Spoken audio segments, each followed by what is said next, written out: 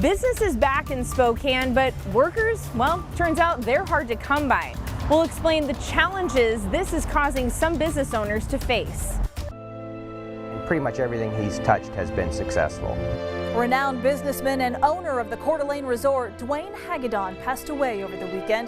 Tonight we're hearing more about the legacy and permanent mark he leaves behind. State lawmakers passed a number of measures in Olympia before the legislative session ended over the weekend. Lawmakers also approved an overhaul of Washington's approach to drug possessions. Well, the details tonight. I've got about 5 positions I need filled right now. I'm having a hard time finding people to work day shifts, Monday through Friday. The challenges just keep on coming for local restaurants as many now struggle to keep up with demand. Good evening and thank you for joining us for KREM 2 News at 5. I'm Mark Hanrahan. And I'm Whitney Ward. This pandemic has certainly created unique challenges for businesses, but now many are experiencing something new, an employee shortage. Spokane business owners are desperate for employees, but as KREM 2's Amanda Rowley reports tonight, they just can't find anyone who's interested in taking the job. We've seen signs like this all over Spokane. We're hiring, but it turns out not a whole lot of people are answering the call. And for businesses like Delicious Hamburgers here in Spokane, they've had to close their lobby because they haven't been able to hire enough staff to meet the demand. I've got about 5 positions I need filled right now. I'm having a hard time finding people to work day shifts, Monday through Friday. And that's, you know, in the restaurant business, that's always been the easiest one to find. Owner Michael Lish is desperate for more employees. He says since January, he's scheduled 150 interviews, but only 10 people have shown up. I'm completely perplexed why somebody would do the work and then not actually show up for the interview. Trailbreaker Cider in Liberty Lake is also looking for people to hire. It just posted yesterday it needs kitchen staff. It remains to be seen just how challenging this will be, but I'm anticipating it to be a little bit of a challenge. Last year, Trailbreaker also had its fair share of interview no-shows, but today they've already received a few resumes. It looks as if they're promising, but again, we'll see if they show up for the interviews. According to Washington State Employment Security Department, since March 2020, ESD has paid more than $17 billion in benefits to over 1 million Washingtonians. Both business owners could not say exactly why it's so difficult to find people to hire, but they suspect some people are earning more on unemployment, or many are not yet comfortable with coming back to work yet. One of the unintended consequences here is when the unemployment for the COVID starts running out, a lot of people are going to find that a lot of jobs that were there before aren't there now. Amanda Rowley, KREM 2 News.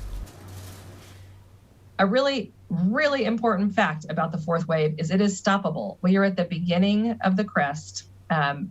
Looks like the same trajectory we saw in November. Very, very worrisome in November.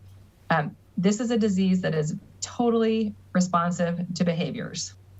Washington's starting to see that 4th wave of coronavirus cases, and it could get worse before it gets better. Today, the State Hospital Association CEO, Cassie Sauer, stressed that this next spike could be just as severe as one of the worst spikes that we saw last fall. She also said it is mostly being driven by young people in their 20s and 30s.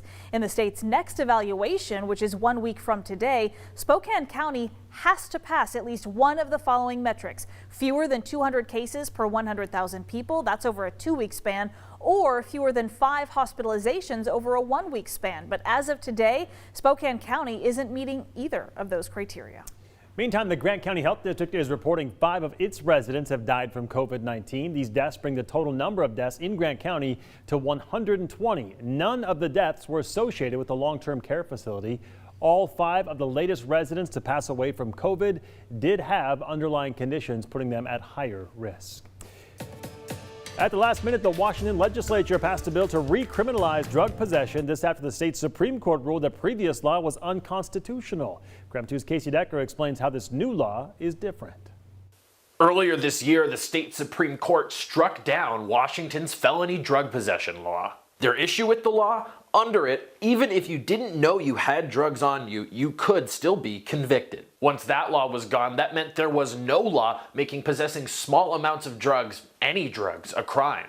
Local police told us they stopped arresting people for possession. Some people were even let out of jail or prison as a result. But even some fervent criminal justice reformers felt this wasn't a permanent solution. So the state legislature had to scramble to come up with a replacement law, one that complied with the court ruling. They could have simply added the word knowingly to the old law and left it at that, but that isn't what they did. Instead, they passed a 45-page bill that includes some pretty significant changes to how drugs are treated in Washington. First things first, they did add the word knowingly to basically all of the state's drug statutes. But under this bill, possession of small amounts of drugs would become a misdemeanor, not a felony. That means the most someone could get would be 90 days in jail and a $1,000 fine. Some lawmakers wanted to make it a gross misdemeanor, which would carry harsher punishments, but those attempts failed. And treatment is what the vast majority of this bill deals with. It creates a large committee to basically come up with a new statewide approach to drug treatment and provides millions of dollars to that end. The bill passed the House overwhelmingly, but narrowly passed the Senate, where conservative lawmakers raised concerns that a misdemeanor isn't enough of an incentive to get people into treatment. Governor Inslee hasn't signed the bill yet, but he expressed support for it today. We'd like people to get treatment. We want to help them get treatment. And we want to have some incentive that they do so. And I think that was the general tenor of where the legislature ended up. Casey Decker, KREM 2 News. So we will keep you posted on those developments. In the meantime, we want to check in now with Tom Sherry, talking about kind of this downpour of rain that came here. But I just looked outside, it's sunny again. I know, boy, that's springtime here in the inland Northwest, right? Just give it 5 minutes and the weather will change. We're actually tracking that scattered rain this evening. Once we see the sun set tonight, you're going to see that tap of moisture just get shut off, and then we'll look for partly cloudy skies. I think we'll see sunshine for most of Tuesday until we get into the afternoon hours, and then we'll look for temperatures in the mid-60s on Tuesday. I'm tracking temperatures in the 70s for Thursday, Friday, and Saturday, so it should be absolutely outstanding.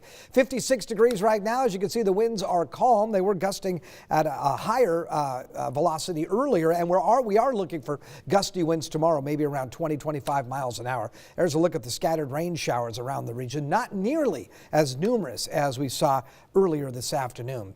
Overnight low of about 37, 67 the expected high. Tomorrow we'll look for daytime highs over the weekend to hit 70 on Saturday and 65 on Sunday. Slight chance of rain Saturday. I'll check the rest of your 7-day forecast coming right up. Sounds good, Tom. By the way, welcome back, Tom. Yeah. Absolutely. All right. Well, on Saturday, the Hagedorn family announced that family patriarch Dwayne Hagedorn passed away at his winter home in Palm Desert, California. He was 88 years old. Dwayne was the founder of the Hagedorn Corporation and a trailblazer in the creation of Coeur d'Alene as a tourist destination. Our own Ian Smay is live in Coeur d'Alene tonight. He's got more on Hagedorn's legacy in the Lake City. Ian? Yeah, Mark and Whitney, Dwayne Hagedorn was really the one that helped put Coeur d'Alene on the map as a prime tourism destination. He's the one who built the Coeur d'Alene Resort, which you can see right now. And it's hard to imagine Coeur d'Alene without its most iconic location, which was one of the many endeavors by the late Dwayne Hagedorn. Dwayne Hagedorn was the man behind Coeur d'Alene's transformation into a tourism hotspot. The Coeur d'Alene native decided to invest his money at home instead of looking at destinations elsewhere that may have been more desirable. That decision ended up playing a huge role in the development of the Lake City. I mean, he's obviously had a huge impact. He was a visionary, before his time, and seeing this area with its potential. The guy grew up here and obviously loved it here, saw the potential, and had this vision to build this resort. Dwayne was the founder of the Hagedorn Corporation, which is behind many successful local businesses. And his businesses weren't limited to the resort or its one-of-a-kind golf course with the country's only floating green. He owns many of the city's most well-known restaurants, including Tito's, Tap House Unchained, Beverly's, and the floating restaurants Cedars, to name a few. He was also behind Hagedorn Media, which runs local newspapers such as the Coeur d'Alene Press and the Bonner County Daily Bee. Hagedorn did all of this, even when people thought ventures such as the resort wouldn't work out in the long run. And there were a lot of naysayers at that time, and obviously it has been successful, and pretty much everything he's touched has been successful. And while he may be remembered by most as a prolific businessman, those close to him will remember him as more than that. They remember Dwayne as an extraordinary gentleman that cared for those around him. Everyone speaks so highly of him, his work ethic, his care of people, his care of his employees, and then again his attention to detail. And I think that those are the things that really made him successful and his operations successful.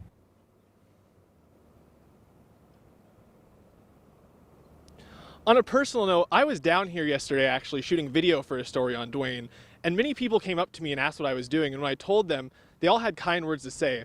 Many of them told me personal stories of times they interacted with Dwayne or saw him at a local restaurant or here at the resort, and they all said they loved him and that they were going to miss him greatly. So I think it's safe to say his legacy will continue to live on through the current generation. In Coeur d'Alene, Ian Smay, KREM 2 News. Well, Ian, I think you're absolutely right. Thank you very much. Well, diapers, they are messy and expensive, but the KREM Cares Diaper Drive is back on this year. We need your help in supporting the families who are struggling right now. Yeah, you can help us keep kids warm, safe, and dry, especially this year, by saying yes to the diaper drive. It's been a trying year, but we kept our doors open through the entire pandemic and continue to do so. We've pivoted, we've been able to add new programs that we've never done before, all in reaction to the fact that we knew families are hurting, that we knew that there was a lot of desperation out there, and we just had to be able to say yes to our families as much as we possibly could to try to mitigate some of this, the tragedy and the challenges that the pandemic have brought on. We get some diapers, wipes, formulas, blankets, whatever people have volunteered, have donated, and sometimes we even get clothes, gas, groceries, clothes for him, whatever. Yeah, it's a huge help.